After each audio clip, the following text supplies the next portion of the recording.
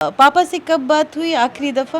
11:30 बजे। राजधानी सबसे सुरक्षित इलाका माना जाता है क्योंकि यहाँ तमाम आला अधिकारी से लेकर मंत्री, यहाँ तक कि मुख्यमंत्री खुद बैठते हैं। रहते हुए भी ये कांड हो जाए तो कितना शर्मिंदगी की बात है। प्रशासन बंटी का गलती था कि प्रशासन का गलती है? जो प्रशासन उल्टे तहकीकात करने की जगह हम ही लोग से सवाल कर रही हैं। भी एक खबर बहुत तेजी से वायरल हो रही है। भरत तिवारी का आपने नाम सुना होगा।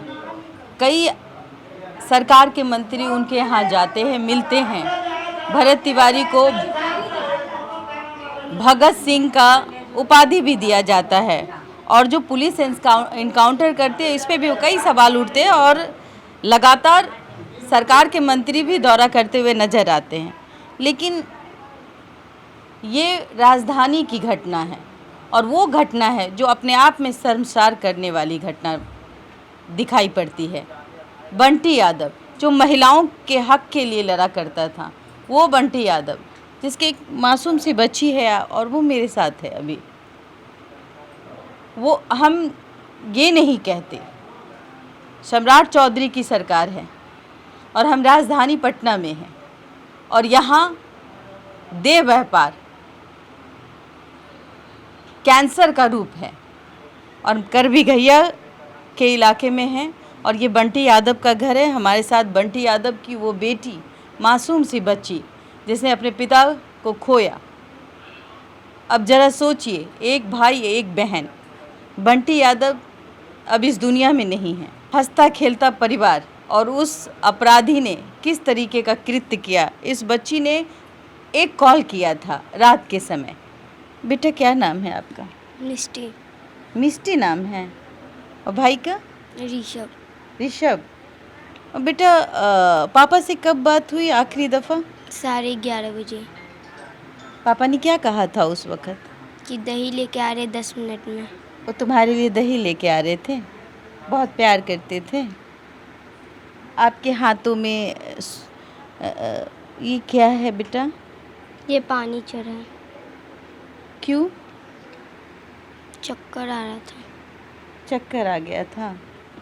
ज़रा सोचिए, नन्ही सी बच्ची है, अभी इसने सपने देखना शुरू ही किया होगा और अपराधी जो है, चूँकि वो देह व्यापार में संलिप्त था और रोका जा रहा था, महिलाओं की सुरक्षा की बात की जाती है। ये है बंटी यादव और आज बंटी यादव के घर में अंधेरा छाया हुआ है। उसकी मासूम सी बच्ची है, ज़रा देखिए इस बच्ची को। प्रशासन, राजधानी सबसे सुरक्षित इलाका माना जाता है क्योंकि यहाँ तमाम आला अधिकारी से लेकर मंत्री, यहाँ तक कि मुख्यमंत्री खुद बैठते हैं।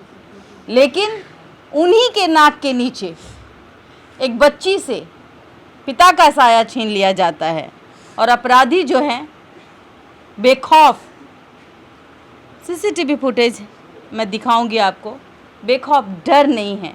एक तरफ सम्राट चौधरी कहते हैं अपराधियों को डरना होगा। काहे को डरना होगा भाई? अपराधी तो आपके सामने खुलेआम घटना करके चल रहे हैं, दिखा रहे हैं, चिढ़ा रहे हैं। सम्राट चौधरी जी, आप देख रहे हैं। मैं इस बच्ची का दर्द इसलिए कह रही हूँ कि एक बेटी है ये, और एक बेटी की लड़ाई कौन लड़ रहा था? बंटी यादव लड़ रहा था। अब तक तो लोगों ने भरत तिवारी के बारे में बातें करनी शुरू की थी कि भाई कौन है भरत तिवारी? भगत सिंह है और बेटियों के लिए लड़ने वाला इंसान आज हमारे बीच नहीं है। और प्रशासन का क्या कहना है? प्रशासन कहती है 1 बजे रात पे आपका भाई क्या करने गया था? क्या करने जाता है? फास्ट फूड का दुकान है। 24 घंटे लोग करभिघैया रेलवे स्टेशन से गुजरते हैं। यहाँ तक कि महिलाएं भी जब ट्रेन से उतरती है तो वो उसको सवारी चाहिए होता है, ऑटो चाहिए होता है। वो सवारी भी खोजती है कि कहीं ना कहीं हमें वो सेफ ऑटो वाला मिले, खाने पीने का दुकान मिले। अगर रात के समय है तो कुछ खाने पीने का दुकान मिल जाए। लेकिन इनको कोई मतलब नहीं होता है। कहते हैं कि 1 बजे रात में क्या करने गया था? क्या करने गया था? प्रशासन हम ही लोग से उल्टे सवाल करती है कि वो 1 बजे रात में उधर गया क्यों 12-11 बजे। तो मेरा कहने का मतलब है प्रशासन से ही हम ही लोग पूछते हैं कि पटना जंक्शन है, राजधानी है, वहाँ से ट्रैवल करते हैं, हजारों लोग बाहर से आते हैं। अगर किसी को वहाँ छोड़ने जाना पड़े, ट्रेन पकड़वाने पड़े, तो उनको मना कर दीजिए कि नहीं जाइए उतना रात को। चाहे किसी को लेने जाना होगा तो कहिए कि मत जाइए, क्योंकि वहाँ पर लोग सेफ नहीं है पब्लिक पैलेस से। तो और ऊपर से वहाँ तो प्रशासन को एनी टाइम रहना चाहिए, और रहती भी है, आप लोग देखते होंगे। तो अगर रहते हुए भी ये कांड हो जाए तो कितना शर्मिंदगी की बात है। प्रशासन जरा सोचने वाली बात है। कर भिखैया रेलवे स्टेशन है, बजरंगबली का मंदिर भी दिखाई पड़ता है और चकाचौंध रहता है, चूंकि ये राजधानी है। और तो और 112 की टीम भी मौजूद होती है। यहाँ छोटी सी झगड़ा हो जाती है तो 112 की टीम आ जाती है, लेकिन 112 की टीम को दिखाई क्यों नहीं पड़ा? टोल टैक्स से गुजर रहा था वो व्यक्ति, स्कॉर्पियो गुजर रही थी, टोल टैक्स वाले ने क्यों नहीं देखा? एक हेलमेट नहीं पहनने से चालान कट जाती है। सबसे बड़ी बात, आप सीट बेल्ट ना पहने कार में तो सीसीटीवी कैमरा ऐसे घुस करके उस पे चालान भेज दिया जाता है। अरे एक आदमी को पकड़ के इतने लोग ले जा रहे हैं, वो दिखाई नहीं पड़ रहा है। ये है प्रशासन। और कहते कि 1 बजे रात में क्यों जाएंगे भाई? 1 बजे रात में लोग क्यों जाता है? जो व्यापारी है वो व्यापार करने जाता है। फास्ट फूड का दुकान था, ऑफ कोर्स वहाँ पे फास्ट फूड का काम ही करते होंगे। और दूसरी बात कि कोई भी पटना जंक्शन का मेन स्टेशन है राजधानी का, तो वहाँ पर तो दुकान ऑब्वियसली रात तक नाइट तक खुली ही रहेगी। आपको ऐसा तो नहीं कि 8 बजे बंद करके चला जाएगा लोग। तो इसमें हम लोग बंटी का गलती था कि प्रशासन का गलती है, जो प्रशासन उल्टे तहकीकात करने की जगह हम ही लोग से सवाल कर रही हैं। कैसा लग रहा है जब प्रशासन ये सवाल करती है कि भाई आप जंगल झाड़ में रह रहे हैं या फिर रेलवे स्टेशन जंक्शन जहाँ मंदिर है, लोग वहाँ भी जाते हैं दर्शन करने के लिए, 24 घंटे वहाँ प्रशासन भी रहती है, लेकिन प्रशासन से चूक हो गई। बहुत शर्मिंदगी की बात है हम लोगों के लिए और हमारे बिहार के लिए बहुत दुखी की बात है कि प्रशासन इस तरह से बात की।